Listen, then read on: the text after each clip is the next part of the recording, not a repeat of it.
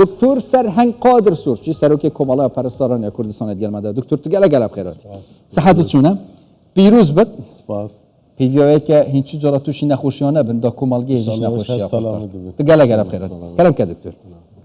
ئەمڕۆ چ کرا یان بەتەمان چی بکەن بە تایبەت لە بوو پەرستاران چونکە ئەمڕۆ ڕۆژی ئەوانە سەرەتا دەستخۆشی لە کوردستان 24 دەکەم و سوپاس بۆ جەناب بشر لە بۆ ڕیپۆرتاژە و پیرۆزبایەکی گەرم لەسەر جەم پەرستارانی جیهەم و پەرستارانی کوردستان بە تایبەتی دەکەم دەستی ماندی بنەبوونیان دەخشم کە دائیمەن لە هەموو ئالەنگاریەکانی تەندروستی پەرستاران لە هێلی پێشەون و لە کاتی ئاسایشدا پەرستاران ڕۆڵی بەرچاوی خۆیان دەبینن کەواتە شەونخۆنی وان ڕۆژانە بەردەوامە وەکو کۆمەڵی زانستی پەرستارانی کوردستان ئێمە هەر لە سەرەتای دروستبوونی کۆمەڵا تاوەکو ئێستا بە چەند قۆناغێکدا تێپەڕیوین ئامانجی سەرەکی ئێمە دابینکردنی جەوهەری پەرستاریە بۆ هەرێمی کوردستان ڕۆڵ و ئەرک و مافیان دەستە بەر بکرێت بە هەماهەنگی لەگەڵ وەزارەتی تەندروستی کە وەزارەتی پەیوەنددارە بە کارکردن لەگەڵ پەرستاراندا بۆ ئەو ڕۆژ کە ڕۆژی جیهانی پەرستارانە لە هەموو عالەم جیهان بەگشتی ئەم ڕۆژە پێشوازیشی تەواوی لێ دەکرێت بە پرۆگرام و بەرنامەی نوێ بۆ ساڵانی ئایندا ئێمەش وەکو هەرێمی کوردستان وەزارەتی تەندروستی و کۆمەڵی پەرستاران بەرنامەیەکمان داناوە کە بتوانین ئێمە ڕیفۆرم لە یاسای کەرتی تەندروستی بکەین کە تایبەت ئەوەی کە ئێستا پەرستاران کێشە و گرفتیان هەیە خۆی لە نەبوونی یاسایەکی مۆدرن دەبینێتەوە کە هاوشێوە بێ لەگەڵ وڵاتانی پێشکەوتوو لە سێکتەری تەندروستیدا دەستێت خۆش بن باشی کێشە و گرفتت کرد با من بە تایبەت بچمەوە سەردەمی کۆڕۆنا قۆناغێکی زۆر سەخت بوو زۆر بوون ئەوانەی کە هاتنە پێش لە پەرستاران بە بێ هیچ بەرامبەرێک بە هیچ دامەزراندنێک بە بێ هیچ گرێ بەستێک بە بێ هیچ ئەوەیەک هاتن خزمەتیان کرد چ کرا لە بوو ئەوان و لە داهاتوو چ دەکرێت ئایا ئەوان هەمویان دامەزران بە گرێبەز بە بێ گرێبەز چ پرۆژەیەکی دیکە هەیە ئەو خزمەتێک کە ئەوان کردویانە چکە من لەو قۆناغە دەست پێ دەکەم چکە ئەو لە بیر ناکرێ ئەوزە نازانم هیچ شتە کرا دوای آخر مرحلە چ بوو کە کرا سەردەمی کۆڕۆنا سەردەمێکی تایبەت بوو دەتوانین بڵێن لەو ماوەی کە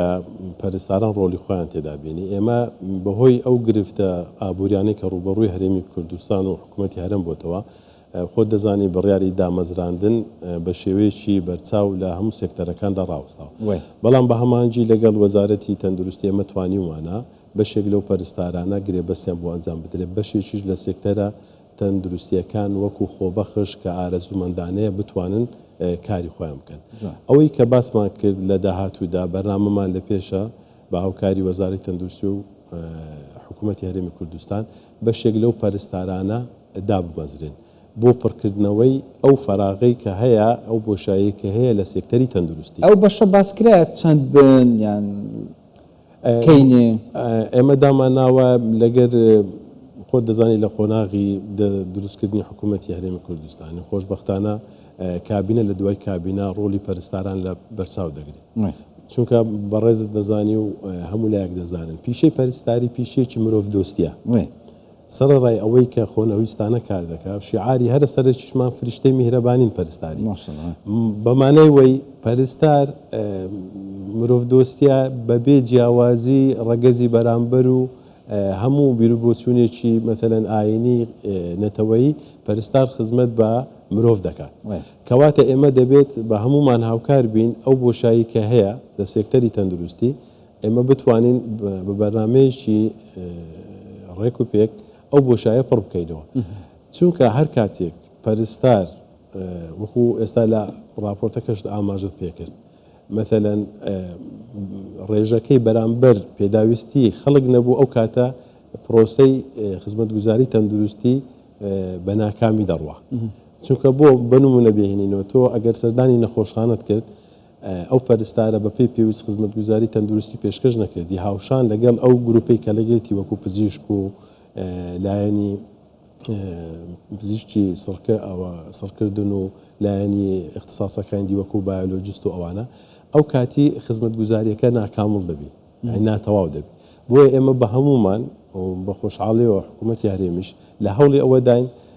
کە لە ماوەی داهاتوودا بتوانین ئەو بۆشایی کە لە سیستەمی تەندروستی لە هەرێمی کوردستان هەیە ئەمە بتوانین پڕی بکەینەوە. ئینشاڵڵا مژدەیەکی خۆش مژدەیەکی خۆش لە ڕێگە کابینە دەهەیە ئینشاڵڵا. ژمارەی پەرستاران چەندن لە ئێمە لە هەرێمی کوردستان دوو جۆر پەرستار هەڵگری بڕوانامن. بڕوانامی بەکالۆریۆس بۆ سەرەوە ماستەر و دکتۆرا هەیە کە لە سیستەمی تەندروستی کار دەکات و بڕوانامی دووبلۆم کە دەرچووی پەیمانگایە بەشی پەرستاری بە نزیکەی دەگاتە 10,000 پەرستار. 10,000 پەرستار بوو وان 10,000 پەرستارە چ تشتە کۆتێکردن و تووشی کێشە و پرزگرێکۆ نەبن چکە بەرین کەم بەحەس کرد جارەوە هەیە نەخۆش بەخۆی چکە زەختە چی زۆری لەسرە نەخۆشە بێتاقەتە وە کەس و کاری خێزانە کەشی کە لەگەڵینە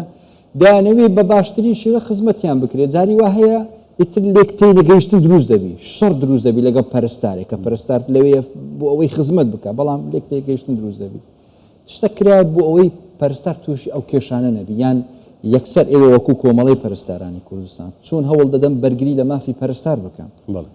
ئێمە لە هەرێمی کوردستان کە ڕاستەوخۆ ئەو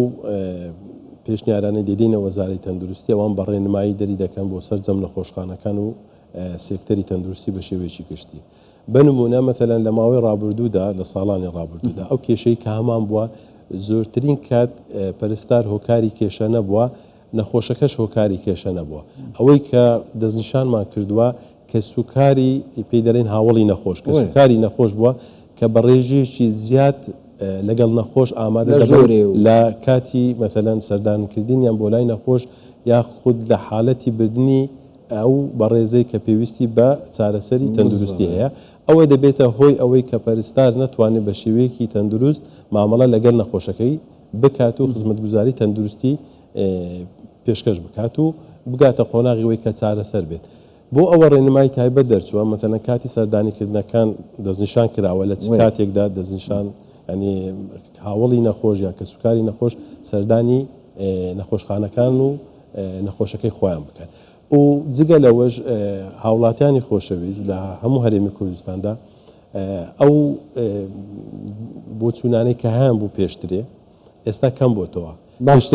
ئێستا باشترە ئێستا دەزانن کە پەرستار وەکو گوتم فریشتەی میهرەبانین بۆ خۆیان درک بەوە دەکەن کە ئەگەر لە لای نەخۆشەکە بن یاخودنا ئەو خزمەتگوزاریە تەندروستیە بە شێوەیەکی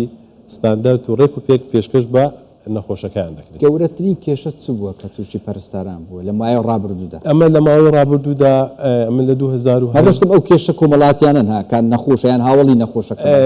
بێڕێزیکردن بەرامبەر پەرستار لە حالەتی وەی کە نەخۆشەکە دەرهاویشتەی تەندروستی لێ دەکەوێتەوە لە دوای نەشتەرگەری یاخود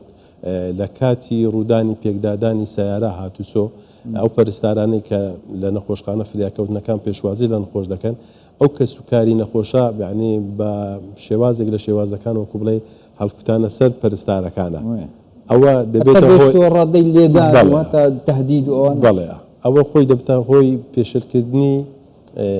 بێڕێزیکردن بەرامبەر ئەو مرۆڤە لە ئەوەڵدا دوای ئەوەش وەکو بڵێ پێشکردنی بەسیتری مافی لە باتی سوپاس و پێزانین بەو شێوازە مامەڵی لەگەر بکرێت. گەلە جۆرەش بیرە مرۆڤێکی چونکی وەختی کەسێک نەخۆش بێت گەلێک سۆت گەل بچن مرۆڤ بیر کرد بۆ حالەتێک و پەرستار تێدا ئەکیان بۆ دینت بژین خودێ مەعینەوە بێت خودێ هاری کاریەوە بێت دەستێک سڵاف مە بۆ هەمی پەرستارە هەنە دەستێت خۆشبەکی تەیە مۆژە پێکی شوولەکی مرۆڤ فریشتەنە خاڵێکی تر هەیە مژدە بۆ پەرستاران بەرنامەیەکی چڕوپڕ هەیە لەگەر حکوومەتی هەرێمی کوردستان بە سوپاسەوە ڕێزدار سەرۆکی حکوومەت کە وزارەتی تەندروستی کە بتوانین دیدارێکی پەرستاری ئەنجام بدەین لە سەرتاسەری هەرێمی کوردستان ئەو کێشە و گرفتانەی کە وەکو نەبوونی سەندیکایەک یان ئەنجومەنی باڵای پەرستاری هاوشێوەی وڵاتان ئینشاڵڵا لە ئایندە ئەومە بتوانین دەستەبەری ئەو دەستکەوتانە بکەین. گەل لە گەلک سوپاس دکتۆرچی سەرۆکی کۆمەڵای پەرستەرانە کوردستانی گەلمەدا بوون سوپاس بۆ دووبارە پیرۆز هەر بژی.